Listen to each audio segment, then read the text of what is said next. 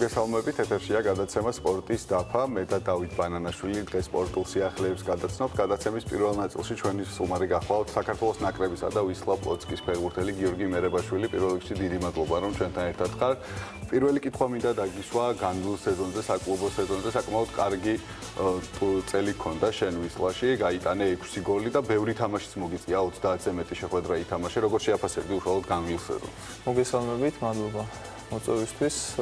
სეზონს რაც შეეხება, დადებითად შემიძლია შევაფასო, თუმცა ბოლომდე მაინც ყოფილი არ ვარ, იმიტომ რომ დარწმუნებული ვარ, უფრო მეტის გაკეთება შემიძლია და დარწმუნებული ვარ მომავალ სეზონში უფრო მეც გავაკეთებ, გამომდინარე იქიდან, რომ პირველი სეზონი იყო ჩემი პოლონეთში ყოფნის, გუნდან ადაპტაციაც დამჭირდა რაღაც პერიოდის განმავლობაში და ვფიქრობ, რომ მომავალ სეზონში უფრო წარმატებით ვთამაშებ და უფრო მეტ გოლს გავიტან და მეტ საგოლე გადაცემას გავაკეთებ. გიორგი, როგორც ვიცით, შენით ასევე ინტერესდებიან პოლონური გუნდები, უფრო ცოტა მაღალი ეშელონის, ასე ვთქვათ. გამორიცხავ თუ არა დაუშვათ იგივე წელსვე ახალ სეზონში უკვე სხვა გუნდში რო დაიწყო და გააგრძელო კარიერა შენ? არა, არ გამორიცხავ, არის რამოდენიმე გუნდი დაინტერესებული. ხვალ მე უკვე მიწევს პოლონეთში ჩასვლა და ხვალიდან უკვე დაახლოებით 2 კვირის განმავლობაში მეცოდინება ზუსტად დავრჩები თუ არა კლუბში. არის პოლონეთის წამყვანი კლუბები დაინტერესებული, თუმცა არის ერთი პრობლემაც, ის ლიმიტის პრობლემა. პოლონეთში ორ ფეხბურთელზე მეტი უფლება არ აქვს, რომ კლუბს არაევროკავშირელი. და აქედან გამომდინარე, აი ამასთან დაკავშირებით მიდის ლაპარაკი, იმიტომ რომ გუნდებს ყავთ უკვე 2-3 ფეხბურთელი, რომლებსაც თქვათ იქ კონტრაქტი უმთავრდებათ, არიციან ზუსტად დარჩებიან თუ არა კლუბში და აქედან გამომდინარე ალბათ 2-3 კვირის განმავლობაში გაირკვევა ჩემი მომავალი, გავაგრძელებ თუ არა სხვა კლუბში მოღვაწეობას. აი დაუშვათ იმ შემთხვევაში თუ მოგიწია შენ ვისლაში დარჩენა. შარშან ვიცით რომ ამ გუნდმა მე-12 ადგილზე დაასრულა ეროვნული ჩემპიონატი. ანუ რა გეგმები აქვთ გუნდის ხელმძღვანელებს? ანუ უფრო მეტ წარმატებაზე გააკეთებენ აქცენტს თუ ისევ ადგილის შენარჩუნებაზე იქნება გუნდის პრეტენზია? წელს ესე ვთქვათ, პირველი წელი იყო უმაღლესი რაც გადმოვიდნენ. ხელმძღვანელობის მხრიდან იყო მინიმუმი ის დავალება, რომ ადგილი შეგვენარჩუნებინა ლიგაში. მომავალ წელს ალბათ უფრო მაღალი მიზნებისთვის ვიბრძოლებთ. თუ გავითვალისწინებთ იმას, რომ წელს ცოტა დაგვაქვს საუკეთესო 8 გუნდს შორის მოსახვედრად, ალბათ ამბიცია გვექნება იმისი, რომ მომავალ წელს საუკეთესო 8 გუნდისთვის ვიბრძოლოთ, თუმცა ფაქტიურად ახალი გუნდი იქნება. გამომდინარე იქიდან, რომ 5-6 ფეხბურთელმა დატოვა კლუბი, ამასთან ერთად 2-3 ფეხბურთელი ტრამვირებულია ძალიან მძიმე და მომავალ სეზონში ვერ დაეგვეხმარება. აქედან გამომდინარე უკვე ფაქტიურად ახალი გუნდი ჩამოყალიბდება და ნახოთ, იმედი მაქვს, რომ ძალიან კარგი ფეხბურთელები მოიყრის თავს და გაცილებით დიდი ამბიციები გვექნება შემდეგ სეზონში. თუ კი შენ ამ გუნდში დარჩები, რა თქმა უნდა. გიორგი, აუცილებლად უნდა კითხო პოლონეთში მოთამაშე ქართველ ფეხბურთელებზე, ვიცით რომ ნიკოლოზ კაჭალავა ეხლა ძალიან მალე უკვე შეუერთდება პოლონეთის უმაღლეს ლიგას და ითამაშებს კორონაში. ნიკა ზალამიძე გორნიკში იყო, მათე ცინცაძეა პოგონში. მოგიწევთ და ალბათ გიწევდათ ხო ერთმანეთის წინააღმდეგ თამაშის და როგორ შეაფასებდი ჩვენი ბიჭების თამაშს პოლონეთში? სასიხარულო პირველ რიგში მინდა აღვნიშნო, რომ ამდენი ქართველი თამაშობს, მინდა ხაზი გაუსვა, რომ პოლონეთის ჩემპიონატი ძალიან ძლიერი ჩემპიონატია. ვფიქრობ, რომ ტოპ ლიგების შემდეგ ერთ-ერთი საუკეთესო ჩემპიონატია ევროპაში. და სასიხარულოა, რომ ამდენი ქართველი თამაშობს და ამდენი ქართველით არიან დაინტერესებული. მე როგორც ვიცი, მაქვს ინფორმაცია, რომ კიდე რამოდენიმე ქართველ ფეხბურთელზე მიდის ლაპარაკი და შენ გუნდზეც ხო რა მიდის ლაპარაკი, შენ გუნდში რომ ჩაივიცოთ რომელი? იყო კი, ლაშა პარუნაშვილზე იყო ლაპარაკი, თუმცა რაღაც პრობლემები შეიქმნა, ცოტა გაიწელა, ესე ვთქვათ, ტრანსფერი და საბოლოოდ ვერ განხორციელდა და გული დამწდა, იმიტომ რომ ძალიან მინდოდა და მეგობრობ ლაშასთან და ძალიან მინდოდა რომ ჩამოსულიყო. ძალიან კარგად შევაფასებ, თუმცა იყო რაღაც პრობლემები, ბევრი ქართველს არ უწევდა, თქვათ, ძირითად შემოდგომებში თამაში რაღაც გარკვეული მიზეზების გამო. თუმცა ყოველკვირა ხვდებოდი ხოლმე ესე რომ თქვა და მიხაროდა რომ ქართველის წინააღმდეგ მიწევდა თამაში და იმედი მაქვს რომ მომავალ სეზონში უფრო წარმატებით ითამაშებს თითოეული ქართველი ფეხბურთელი და რაც თავისთავად უკვე შემდეგ საქართველოს ნაკრებს და ქართულ ფეხბურთს გამოადგება. გიორგი, ახსენე შენ რომ პოლონეთის ლიგა საკმაოდ ძლიერია, შენ საბერძნეთში თამაშობდი, მანამდე ერთმანეთს როგორ შეადარებდი და საინტერესოა ასევე ჩვენ ეროვნულ ლიგასთან შედარება პოლონეთის ლიგის. ძალიან დიდი განსხვავება საბერძნეთის და პოლონეთის ჩემპიონატის შორის. ფაქტურად ყველა ასპექტში პოლონეთის ჩემპიონატი ჯობს, იგივე მინდვრებიდან, იგივე მაყურებელი დასწრება, სტადიონები, თქვათ იგივე მედია გაშუქება, აბსოლუტურად ძალიან წინ არიან წასული ბოლო წლების განმავლობაში და იმედი მაქვს, რომ ჩვენც მოვახერხებთ საქართველოს ჩემპიონატი ესეთ დონეზე აწევას და თავისთავად წეღა როგორც თქვი საქართველოს ნაკრებს გამოადგება ეს ყველაფერი და იმედი მაქვს, რომ ასე ვთქვათ, ჩვენთანაც დონე მოიმატებს კი ამისკენ უკვე რაღაც ზურები დაიწყო და ეს ახალი პროექტი და ასე შემდეგ.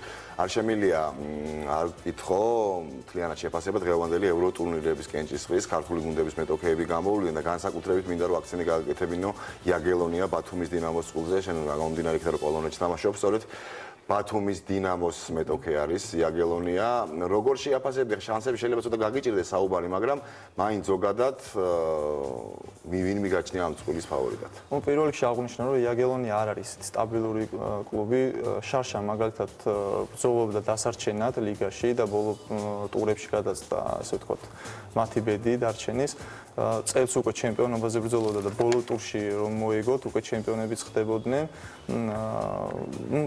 რა თქმა უნდა ფავორიტი იაგელონია თუმცა ვფიქრობ რომ დინამო ბათუმს ექნება შანსები თან თუ გავითვალისწინებთ დაცვაში ძალიან დიდი პრობლემები ჰქონდათ თვითონ სეზონის განმავლობაში იაგელონიას და თუ სწორედ გამოიყენებენ ამ თქვათ მინუსებს რა თქმა უნდა დინამო ბათუმს ექნება შანსი და დიდი იმედი მაქვს რომ დინამო ბათუმი გააგდებს და ესე ვთქვათ სალაპარაკო მექნება პოლონეთში რომ ქართველებს შეგვიძლია თამაში და არ ყავს თქვათ ცუდი გუნდები ესე სხვა გუნდებზეც შეგვიძლია და სხვა წყვილებზეც საუბარი ეს ევროპის ლიგაზე რა თქმა უნდა იაგელონია ბათუმზე საუბარი ასევე გაირკვა ქუთაისის ტორპედო და საჩხერის ჩიხურას მეტოქეები ქუთაისის ტორპედო დაუპირისპირდება სლოვაკურ ტრენჩინს და ასევე ჩიხურას მეტოქე იქნება ავსტრიული ალტახი რაც შეეხება ჩემპიონთა ლიგას აქ სამტრედიელები გარდამავალი ჩემპიონატის გამარჯვებული გუნდი ურთიერთობას გაარკვევს აზერბაიჯანის ჩემპიონ ყარაბაღთან მოგეხსენებათ ბოლო პერიოდში აზერბაიჯანული გუნდები საკმაოდ დიდ წარმატებას აღწევენ ჩემპიონთა ლიგის საკვალიფიკაციოს და ევროპის ლიგის ჯგუფს თამაშობენ შარშან ორი გუნდი ყავდათ მაგალითად ევროპის ლიგის ჯგუფში,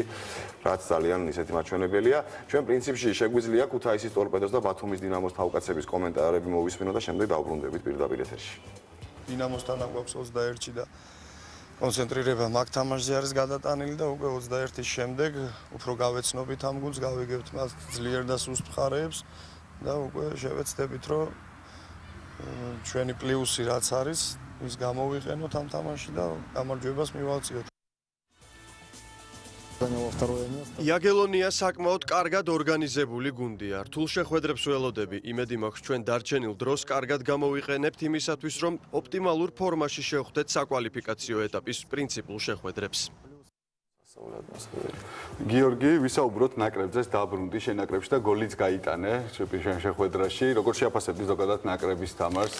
ბევრი იყო უკვე ამაზე საუბარი, დამაკმაყოფილებელი იყო თუ არაფრე, თუ არ იყო. შენი აზრი როგორია ამასთან დაკავშირებით? სასიხარულოა რომ 2 წლის შემდეგ ისევ დაბრუნდი ნაკრებში, დიდი პაუზა გამომივიდა და მიხარია რომ ისევ მომეც შანსი ეროვნული ნაკრების მაისურით თამაში.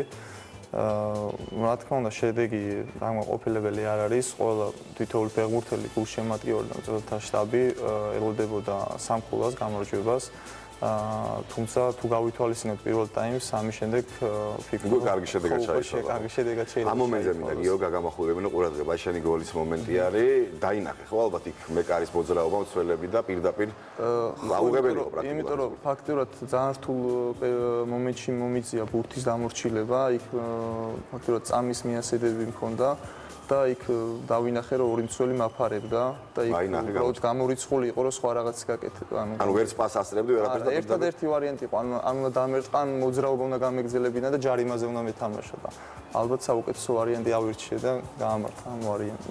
ხო აი ლუკამაც კითხა იგივე შენ დაბრუნებაზე და სენტ-კიტსა და ნევისის ნაკრებთან ითამაშე ჯერ სამხანაგური მატჩი და ნუ შემდეგ უკვე ოფიციალური მოლდავასთან მთლიანად განწყობაზე რას გვეტყვი გუნდში, როგორი განწყობა ამ ეტაპზე, რამდენად თუნდაც პირადად შენ ვაისის მუშაობას როგორ შეაფასებ და პლუს ამას ვიცი რომ თითქმის შანსი აღარ აქვს ნაკრებს მოდით აღარ ვიქნებით ილუზიებში და ვეღარ ვიქნებით, მაგრამ მოახლოებულია ირლანდიასთან მატჩი პრინციპული რატომაც არა თბილისში ვთამაშობთ.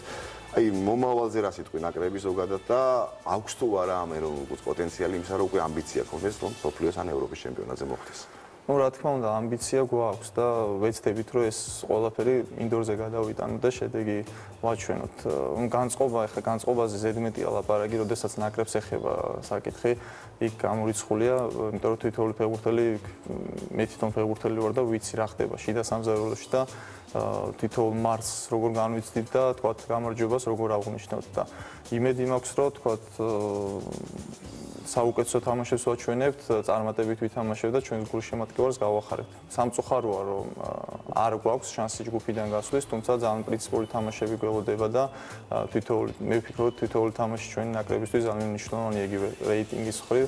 და ირლანდიელებთან ერთხმად სამუდამოდ ნავსი უნდა გავტეხოთ, არასდროს არ გავტეხოთ. და ერთ-ერთი პრობლემა კიდევ ის არის, რომ ძალიან ბევრი ფეხბურთელი ტრამვირებული არის და ესე ვთქვათ, ნაკრების ბირთვი ვერ ყალიბდება, ძალიან ბევრი თამაში, ამათოი თამაში, ბევრი ფეხბურთელი გვაკლდება და ეს თავისთავად სათამაშო სქემას და ვთქვათ, წარმატებას ესე ვთქვათ, აჩერებს და იმედი მაქვს რომ მომავალ თამაშებში დაბრუნდებიან ფეხბურთელები, თითოეული ფეხბურთელი რა თქმა უნდა მნიშვნელოვანია ჩვენი ნაკრებისთვის.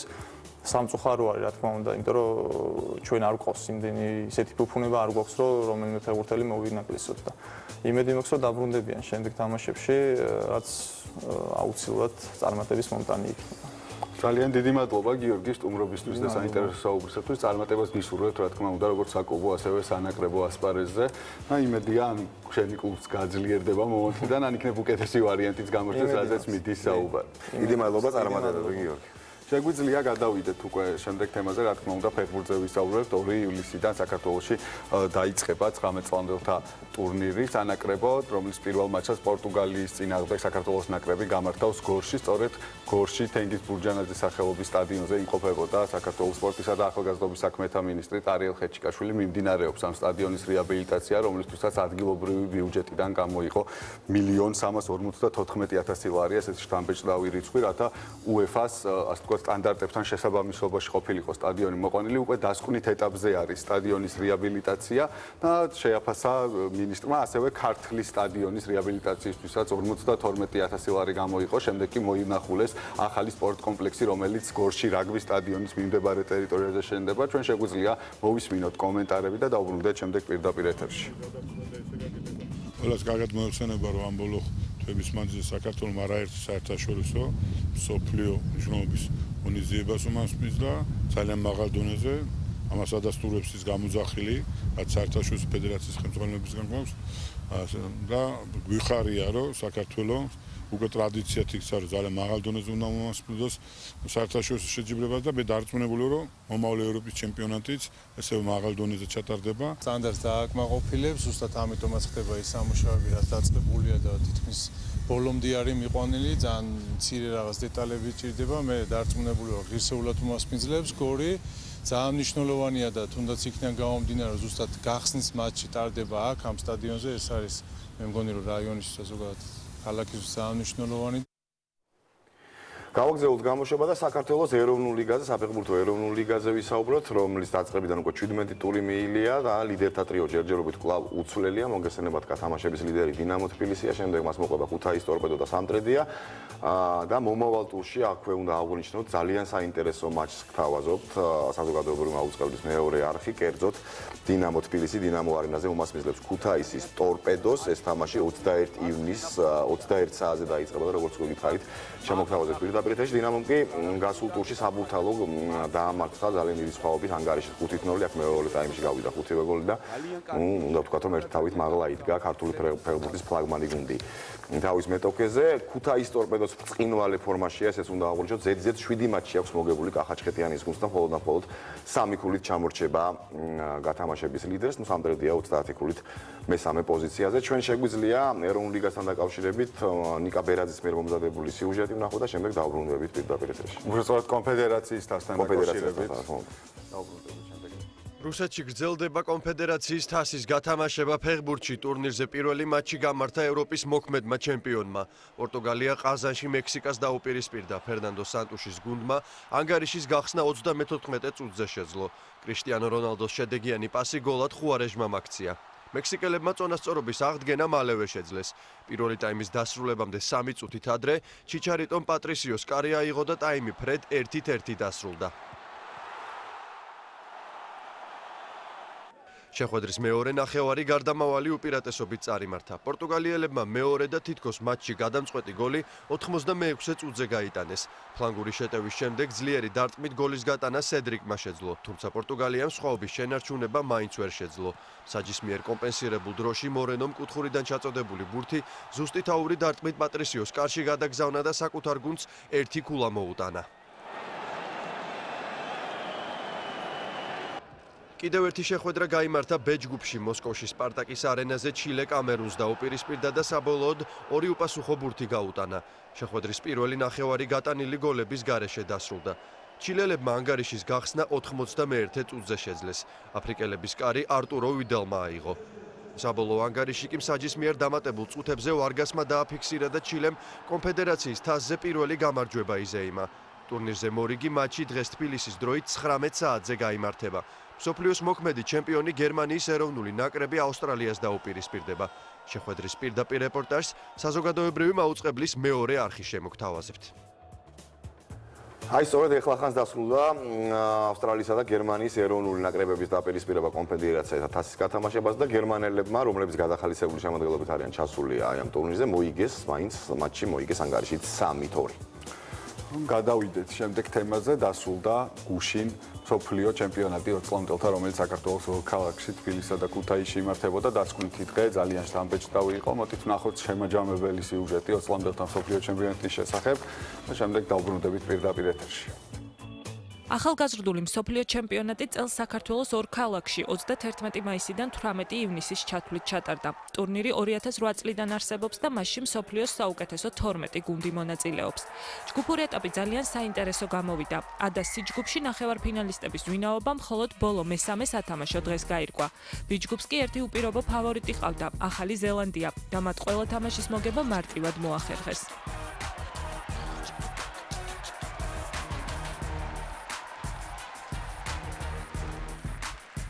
პლეი-ოფის სტადიაზე გუნდები 3 ოთხეულად განაწილდნენ. მე-12 ადგილებისთვის საქართველო, არგენტინა, ირლანდია და სამოა თამაშობდნენ.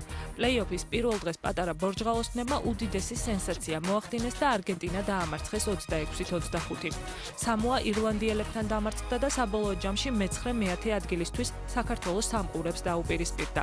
პირველი ტაიმი ბორჯღალოსნებმა 13-10 მოიგეს, თუმცა მეორე ტაიმის დასაწყისშივე ზედიზედ 2 ლელო მიიღეს და მეტოქეს 11 ქულით ჩამორჩნენ. ამ უპირატესობიდან 5 ქულა გელა აფრასიძის საოცარი გარღვევის შემდეგ გაიქვითა, როდესაც ქართველმა 9 ნომერმა 2 ირლანდიელი ცრუ მოძრაობით ჩამოიცილა და ტურნირის ერთ-ერთი საუკეთესო ინდივიდუალური ლელო დადო. ამის მიუხედავად ირლანდიელებმა უპირატესობა შეინარჩუნეს და 24-18 იმარჯვეს. სამყურები ტურნირზე მე-9 ადგილს დასჯერდნენ. საქართველომ კი კვლავ მე-10 ადგილი დაიკავა. არგენტინამ უხქულიან შეხვედრაში სამოას ძლია და ტურნირზე ადგილი შეინარჩუნა. სამოა კი მსოფლიო ჩემპიონატს მინიმუმ 1 წლით დაემშვიდობა. შუა ოთხეულში საუკეთესო შოტლანდია გამოდგა, რომელმაც ჯერ უელსს ძლია 29-25, ხოლო შემდეგ ავსტრალიას ბოლო წუთზე დადებული ლელოთი. ნარშავებისათვის ეს ტურნირი ისტორიული გამოდგა, რადგან მათ მე-5 ადგილი პირველად დაიკავეს. დაძაბული აღმოჩნდა შეხვედრა იტალიასა და უელსს შორის, სადაც ბრიტანელებმა მხოლოდ 1 ქულით 25-24 იმარჯვეს და მე-7 ადგილზე გავიდნენ. მიუხედავად პლეი-ოფის სტადიაზე 2 მარცხისა, იტალია მე-8 ადგილზე დარჩა, რაც მათთვისაც ტურნირის ისტორიაში საუკეთესო შედეგია. ნეიტრალურ გულშემატკივარს ძალიან აინტერესებდა დაპირისპირება სამხრეთ აფრიკასა და საფრანგეთს შორის, რომელსაც ტურნირის მე-3 ადგილოსანი უნდა გამოევლინა. ჯგუფში ეს ორი გუნდი ერთმანეთს შეხვდა და ის მატჩი ფრედ 23-23 დასრულდა. მიუხედავად ამისა, ინტრიგა მალე მოკვდა, რადგან პატარა ქურციკები პირველივე წუთიდან დიდ უპირატესობას ფლობდნენ და საბოლოოდ 37-15 გაიმარჯვეს. ინტრიგა აკლდა ფინალსაც, რადგანაც ჩავებმა ინგლისს შანსი არ მისცეს და 64-17 გაანადგურეს. ახალ ზელანდიელთა მხრიდან გამორჩეული იყო კვაჭი აფასო აუმუა, რომელმაც ფინალში ჰეტრიკი შეასრულა. ფინალურ მატჩში 2 რეკორდი დამყარდა. დადებული ლელოების რაოდენობა 13 არასდროს ყოფილა. ასევე რეკორდული იყო ქულათა ჯამი, სულ შეხვედრაში 81 ქულა გავიდა. ასე დასრულდა 20 წლამდელთა მსოფლიო ჩემპიონატი, რომელიც საქართველოში გაიმართა. ტურნირის ორგანიზატორები და სტუმრები ძალიან კმაყოფილები იყვნენ და იმედია, ამავე ან უფრო მაღალი რანგის ტურნირის მასპინძლობის პატივი ჩვენს ქვეყანას მომავალშიც ერგება. გეტყვით რომ ხვალ 22 საათზე იქნება გადაცემა სპორტის 360 გრადუსით ტრადიციულად, რომელშიც მთავარი სასაუბრო თემა სწორედ 20 წლამდელთა მსოფლიო ჩემპიონატი იქნება და ჩვენთან სტუმრად იქნებიან ლადო კილასონია და გელა აფრასიძე. ლადო კილასონია მწვრთნელი გახლავთ გუნდის, ხოლო გელა აფრასიძეს კი ჩემი წარდგენა აღარ ჭირდება უკვე ამ ტურნირის შემდეგ. გადაცემის დღევანდელი ჩვენი გადაცემის ბოლო ინფორმაცია, რომელიც ბადმინტონს ეხება, ფრანგულ ქალაქ კლერმონ-ფერანში მიმდინარეობს სასკოლო ჩემპიონატი, ევროპის ჩემპიონატი ბადმინტონში, სადაც ძალიან კარგად გამოდის ჩვენი გუნდი, კერძოდ 98-ე, თბილისის 98-ე საშუალო სკოლის გუნდი. 8 შეხვედრა ჩაატარა, აქედან 6 ჯგუფში მოიგო, ძალიან დიდი სხვაობით ჩვენმა გუნდმა. ისეთი ძლიერი ქვეყნების წარმომადგენლები დაამარცხეს ქართველებმა, როგორც არის ხორვატია, იგივე შოტლანდია, ბულგარეთი, რუმინეთი, ლატვია, რუსებსაც მოუგეთ ერთი ძალიან დაძაბულ შეხვედრაში 105-104 და აღსანიშნავია, რომ ევროპის სასკოლო ჩემპიონატი ბადმინტონში პირველად ტარდება ყველაზე დაბალ ასაკობრივ ჯგუფში, ანუ 13 და 14 წლის მოზარდებში.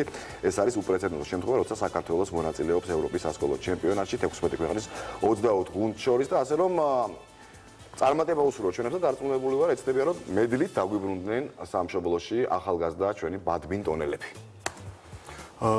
დღეს სულ ამ სპორტული სიახლეების გაცნობა მოვასწარით თქვენთვის, თუ კი დამატებით გსურთ, შეგიძლიათ პირველი არხის გვერდზე შეხვიდეთ, იქ ბევრი სპორტული სიახლეა, მათ შორის სასიამოვნო სიახლეებიც, ასე რომ გემშვიდობებით მომავალ შეხვედრამდე. ყველამდე.